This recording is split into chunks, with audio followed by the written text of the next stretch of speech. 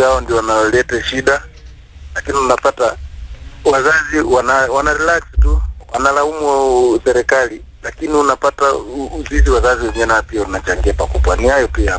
Asante sana. Haya, tumesikia maoni Chris Kimuya kuhusiana na masuala mbalimbali ambayo yanaendelea kujiri humu nchini, hususan kuhusiana na swala la uhuni. Chris, tunaye Patrick Musili hapa studioni ambaye tutakuwa tukizungumza haya kwa kina. Patrick, umesikia Wakenya wanayoyazungumza. Wanahoji wako wapi? Kimya cha Kanja, kimya cha rais na kimya cha Onesmus Kipchumba Murkomen. Umesikia paka Mkenya mmoja anafika mahali anahisi kwamba waziri hana tajriba ya kuwa katika nyadhifa ya uwaziri kwa sababu hajui sheria kwa minajili yake yeye, kwake yeye. Maoni yake hayo. Wacha nianze na kujibu huyu Mkenya anaitwa Kamoti. Kamoti ameleta onja ya mambo ya kusafisha mito katika nchi la Nairobi. Na tayari Kamoti na wananchi wengine ambao mnaishi Nairobi, mjue kuna Nairobi Rivers Commission ambayo inashirikiana na serikali kuu na county government of Nairobi, na kazi tayari imeanza. Kitambo kulikuwa na tatizo la bajeti, lakini tayari serikali imetenga pesa ya kuhakikisha kwamba hizi mito zimesafishwa. Kazi ya kwanza ilianza ni kuondoa watu wale wanaishi katika karibu na mito, walihamishwa. Hiyo ndio kazi ambayo ilianza kwanza, na tayari nao ili nafuatilia ni ujenzi wa maji taka kama sewer line along the rivers, ndio wale watu wanaishi karibu na mito wasiweze kumwaga sewage kwa hizo mito. Kwa hivyo sewer line inajengwa along the river banks, kisha kwamba maji taka ama maji chafu watu iko siwa aingie katika mito. Hiyo ni jambo ambalo limepewa kipaumbele na Rais wa Jamhuri ya Kenya, na commission tayari iko na watu ambao wamehitimu. Jambo la pili ambao Kamoti amezungumzia ni kuhusu mambo ya uhuni ama goons. Wacha niseme hakuna mtu ambao ako safe wakati tunapozungumza mambo ya uhuni au wanaitwa goons. Ukiwa wewe ni mwanasiasa na uko kwa serikali, uko katika tarini. Ukiwa katika what we call united opposition, uko katika hatari pia. Kwa sababu hawa ni wakora. Si ati ni watu wangwana. Leo hii unaweza kuwa wewe ni mwanasiasa na uko na wao na wanafurahia wakati wanapigana vita kwa niaba yako, lakini wakati mwingine wanakugeuka. Na vile mlisikiza waziri Murkomen aliongea, alikuwa katika media akizungumzia mambo ya goons. Yeye mwenyewe akasema ya kwamba sheria itakuwa kali sana kwa yote ambaye atendatain mambo ya goonism. Na alipronounce very well. Na mimi nataka niseme ya kwamba ule amesema Murkomen ni quack. Murkomen ni mwanasheria ambaye amehitimu kabisa na ako na uwezo na ujuzi wa kupigana na hizi goons. Na tukiangalia Homa Bay, lakini hana will. Wacha niseme jambo ambalo wananchi anao uwezo, ujuzi, lakini hana will. Pia ako na goodwill. Kwa nini? Na mpaka kufikia sasa hatujasikia mtu yoyote ambaye amekamatwa Homa Bay. Inawezekanaje? Wacha niseme hivi. Ukiangalia ili litendeka Homa Bay, kulikuwa na timu ya Linda Mwananchi na alikuwa na timu nyingine. Na wote ukiangalia kulikuwa na timu nyingine. Timu gani? Mkutano ulikuwa mmoja. Kulikuwa na timu mbili. Kuna timu ambayo ilikuwa na timu inajiita Linda Mwananchi, ambayo ilikuwa inatoka town moja inaingia nyingine. Mikutano ya siasa ya kawaida. Wakakutana wakapata kuna timu nyingine na wangojea. Hii timu ambayo ni ya Linda Mwananchi ya upinzani sasa. Hii timu ilikuwa ya Linda Mwananchi ilikuwa imebeba silaha. Tuliona ilikuwa na mapanga, tuliona ikitolewa kwa gari na silaha mbaya. Ile timu nyingine ilikuwa na marungu na mawe. Kwa hivyo tunamaanisha timu zote mbili zilikuwa katika the wrong. And you know, two wrong cannot make one right. na wale watu wamesomea sheria inasema wakati unaenda kutafuta justice lazima uende na mikono iko safi.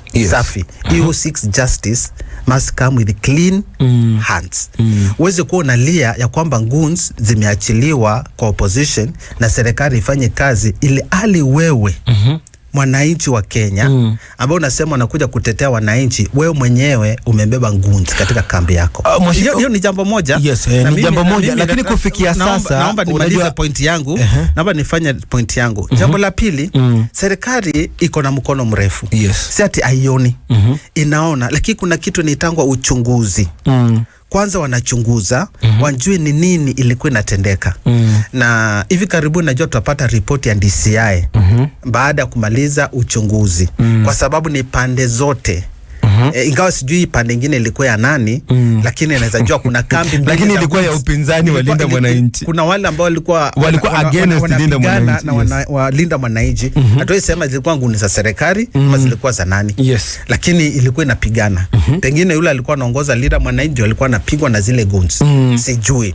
Lakini wote ile naweza sema ni kwamba uchunguzi tayari unaendelea. Na hivi karibuni tunajua serikali itatoa ripoti ni hatua gani ambayo imechukua. Lakini penye tunasema ni kwamba goons si watu wa kuentertain. Ni watu wa kuchukuliwa hatua kali ya kisheria, kushikwa. Kwa sababu acha nikupatie mfano. Kulikuwa na demonstration. Unajua demonstration na picketing katika katiba yetu, ukiangalia article number 37 imepeana ruhusa na haki ya mwananchi kufanya demonstration, kufanya picketing na kuzungumza kwa sauti watu wa serikali wasikie. Lakini watu wanyamani wakipanga hii mambo ya demonstrations, unapata goons inaingilia katikati. Kwanza inapora wale watu ambao wanafanya demonstration, na pia biashara za wananchi ambao hawana hatia yote, hawajafuja sheria, zinavunjwa na watu wanaibiwa. Na pia watu wanapoteza maisha yao. Labda awali sasa hizi goons hatuwezi sema hizi goons za serikali. Hapana, hao ni wauni. Na muuni upasi kumendatain. Kwa sababu ni mkora kabisa. Awali Waziri Murkomen akizungumza katika matukio ya awali alisema kuwa serikali ina mkono mrefu kama vile ulisema, na serikali inajua unafanya nini, unapanga lipi ukiwa mahali fulani. Serikali inaweza kutrack mtu mwenye nazungumza naye kwa simu, mtu mwenye nawasiliana kwa chats, inaweza zungumza. Unamaanisha serikali haijaweza kuwatambua hawa wanaofadhili uoni? Manake juzi mbunge wa Homa Bay mjini mwenyewe Kaluma alitoa madai kuwa upinzani akiwemo aliyekuwa rais mstaafu Uhuru Kenyatta amefadhili kwa njia moja au nyingine wahuni. Alitoa pesa, watu wakaweza kununuliwa silaha. Ilikuwa ni madai yake ambayo alisema kwa vyombo vya habari. Serikali inafanya vipi kufikia sasa hakuna mtu amekamatwa? Kumbuka juzi katika kanisa la All Saint Cathedral, wakati kulikuwa na mkutano, watu walivamiwa kanisani. Kanisa la Witima kuwa na uvamizi maeneo ya Olkalau wakati wa kura, eneo la Nakuru, eneo la Bomet. Kufikia sasa hakuna hata mtu mmoja, mfadhili mmoja ambaye amewajibishwa na serikali. Ni waziri kama vile mwenye amepiga simu amesema haina makali kuwachukulia watu hatua, ama ni kuna njia fiche ambayo hatuijui. Wacha niseme hivi, wakati serikali inapochukua hatua, hatutaki watu wengine waseme kuna watu wanaonewa. Na kama vile tuliona Homa Bay, kuna watu ambao walikuwa katika timu ya Linda Mwananchi walikuwa wamejihami na silaha. Ilhali pande nyingine kulikuwa na wengine walikuwa na silaha. Sasa tukichukua uongozi wa Linda Mwananchi na ukamatwe because walikuwa miongoni mwao, wananchi atasema ya kwamba serikali inapiga opposition na itaki opposition ifanye kazi.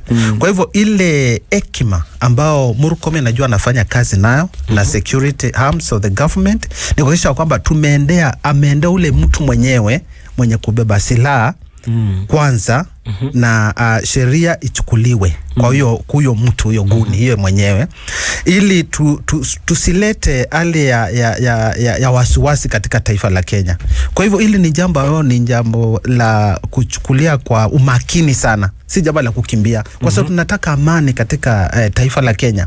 Na mimi ile naomba nitupatie security agencies nafasi ya kutosha wafanye uchunguzi wao vizuri, ili hatua atapochukua mtu asiseme mimi nimeonewa ama serikali inapiga watu wa opposition. Nafasi ya kutosha ni muda gani? Ni kama hii commission ya NCIC na mambo ya hate speech. Unapata saa hii kuna watu ambao ni viongozi wao katika hii opposition na wengine ambao wanaongea maneno machafu ya kufuruga ama kuleta kutokuwa na amani katika nchi ya Kenya. Na kuna wengine pia wametajwa na wakaitwa katika ile tume la NCIC kwenda kujieleza matamshi yao ilikuwa inamaanisha nini.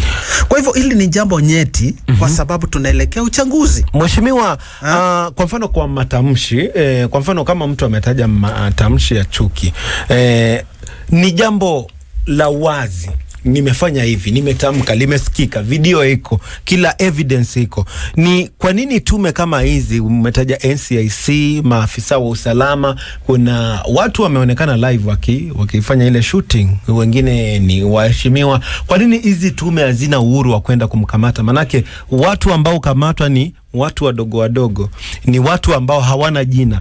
Hatujasikia wajumbe ama wabunge wakiwajibishwa, ma MCA wakiwajibishwa. Tumeona wengine katika maeneo, tuseme Kibwezi, kulikuwa na kesi ya MCA amezungumza ama ameongea vibaya kuhusu mauaji. Mbona watu kama hao wenye majina makubwa wasikamatwe na kuwajibishwa, ama wako juu ya sheria? Kuna matamshi ambao unaweza tamka ukwe imepita ile hali ya kucreate what we call civic wrong. Na kuna ingine inakuja direct, it's a criminal offense. Ile ambao ni ya kuleta kutokuwa na amani katika taifa la Kenya. Na kuna yale ambao inachunguzwa ionekane uhatari wa maneno ambao umetamka. Kuna wale ambao wanaandikiwa barua na shirika la NCIC kuja kujielezea, alafu lazima hiyo sauti ifuatiliwe. Wengine wametamka kwa lugha ya mama, lazima ifanyiwe uchunguzi na ifanyiwe tafsiri kwa lugha ambayo ni ya kitaifa, na kuangaliwa vizuri alikuwa anamaanisha nini. Kwa sababu kuna jambo neno unaweza tamka ukue kwa mtu anasikiza inakaa ni mbaya, lakini kwa wewe kumaanisha ulikuwa unamaanisha kitu kingine. Sasa hiyo ndio inafanyika na unachunguzi unaendelea.